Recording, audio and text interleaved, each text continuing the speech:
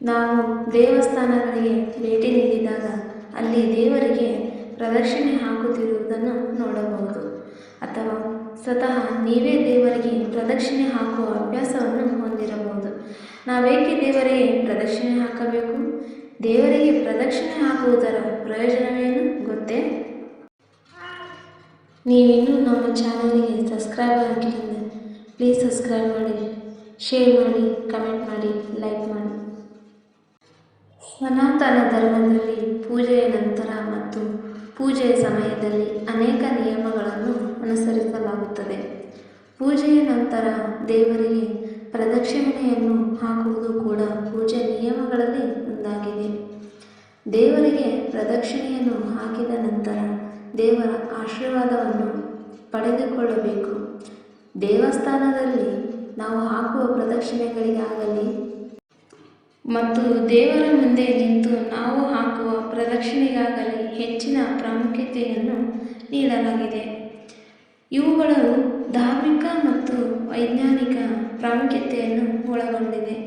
ದೇವರಿಗೆ ನಾವು ಪ್ರದಕ್ಷಿಣೆಯನ್ನು ಯಾಕೆ ಹಾಕಬೇಕು ಎಂಬುದನ್ನು ಈ ಲೇಖನ ನಿಮಗೆ ಹೇಳುತ್ತದೆ. ಒಂದು ದಂತಕಥೆಯ ಪ್ರಕಾರ ಭಗವಾನ್ ಶಿವ ಮತ್ತು ಪಾರ್ವತಿ ದೇವಿಯು ತಮ್ಮ ಮಕ್ಕಳಾದ ಗಣೇಶ ಮತ್ತು ಕಾರ್ತಿಕೇಯನಿಗೆ ಒಂದು ಷರತ್ತನ್ನು ನೀಡುತ್ತಾರೆ. ಷರತ್ತಿನ ಪ್ರಕಾರ ಕಾರ್ತಿಕೇಯ ಮತ್ತು ಗಣೇಶನಲ್ಲಿ ಯಾರು ಮೊದಲು ಬ್ರಹ್ಮಾಂಡವನ್ನು ಪ್ರದಕ್ಷಿಣೆ ಹಾಕಿ ಬರುತ್ತಾರೋ ಅವರು ಈ ಬ್ರಹ್ಮಾಂಡದಲ್ಲಿ ಮೊದಲ ಪೂಜನೀಯ ಸ್ಥಾನಕ್ಕೆ ಅರ್ಹರಾಗುತ್ತಾರೆ ಎಂದು ಹೇಳುತ್ತಾರೆ. ಷರತ್ತಿನಂತೆ ಕಾರ್ತಿಕೇಯನು ತನ್ನ ನವಿಲನ್ನು ಏರಿ ಬ್ರಹ್ಮಾಂಡವನ್ನು ಸುತ್ತಲು ಮುಂದಾಗುತ್ತಾನೆ.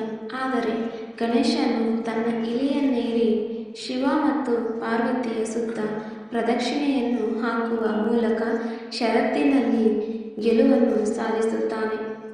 ಇದರ ಆಧಾರದ ಮೇಲೆ ಇಡೀ ಬ್ರಹ್ಮಾಂಡದ ಜನರು ಗಣೇಶನನ್ನು ತಮ್ಮ ಪೋಷಕರೆಂದು ಪರಿಗಣಿಸುವ ಮೂಲಕ ಅವನ ಸುತ್ತ ಸುತ್ತುತ್ತಾರೆ.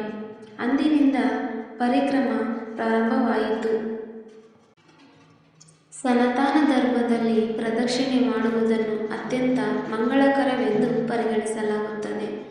ದೇವರಿಗೆ ಪ್ರದಕ್ಷಿಣೆ ಹಾಕುವವನಿಗೆ ಧನಾತ್ಮಕ ಶಕ್ತಿ ಬರುತ್ತದೆ ಮತ್ತು ಆ ವ್ಯಕ್ತಿಯು ಮನೆಗೆ ಹೋದಾಗ ಮನೆಯಲ್ಲಿ ಹರಡಿರುವ ನಕಾರಾತ್ಮಕ ಶಕ್ತಿಯು ನಾಶವಾಗುತ್ತದೆ ಎನ್ನುವ ನಂಬಿಕೆಯಿಂದ ಆಧಾರದಿಂದ ಭಗವಂತನನ್ನು ಪ್ರದಕ್ಷಿಣೆ ಮಾಡುವುದು ಲಾಭದಾಯಕವೆಂದು ಪರಿಗಣಿಸಲಾಗುತ್ತದೆ.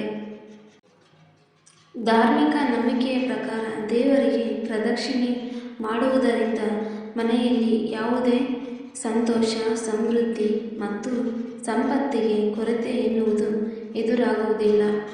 ಇದು ಜೀವನದಲ್ಲಿ ಸಂತೋಷವನ್ನು ತರುತ್ತದೆ ಎನ್ನುವ ನಂಬಿಕೆಯಿಂದ ನೀವು ಕೂಡ ಒಮ್ಮೆ ದೇವರಿಗೆ ಪ್ರದಕ್ಷಿಣೆ ಮಾಡುವ ಮೂಲಕ ಇದರ ಅನುಭವವನ್ನು ಪಡೆದುಕೊಳ್ಳಿ. ಧಾರ್ಮಿಕ ಗ್ರಂಥಗಳ ಪ್ರಕಾರ ಪ್ರದಕ್ಷಿಣೆಯನ್ನು ಯಾವಾಗಲೂ ಪ್ರದಕ್ಷಿಣಾಕಾರವಾಗಿ ಮಾಡಬೇಕು. ಅಂದರೆ ದೇವರ ಬಲಗೈಯಿಂದ ಎಡಗೈಗೆ ಪ್ರದಕ್ಷಿಣೆ ಹಾಕುವುದು ಮಂಗಳಕರವೆಂದು ಪರಿಗಣಿಸಲಾಗಿದೆ. ಪ್ರದಕ್ಷಿಣೆಯನ್ನು ಯಾವಾಗಲೂ 1, 3, 5, 7 ಅಥವಾ 9 ರಂತಹ ಬೆಸ ಸಂಖ್ಯೆಗಳಲ್ಲಿ ಪ್ರದಕ್ಷಿಣೆಯನ್ನು ಹಾಕಬೇಕು.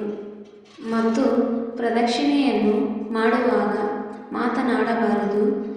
ಪ್ರದಕ್ಷಿಣೆ ಮಾಡುವಾಗ ದೇವರ ಧ್ಯಾನ ಮಾಡುವುದು ಉತ್ತಮವೆಂದು ಪರಿಗಣಿಸಲಾಗುವುದು.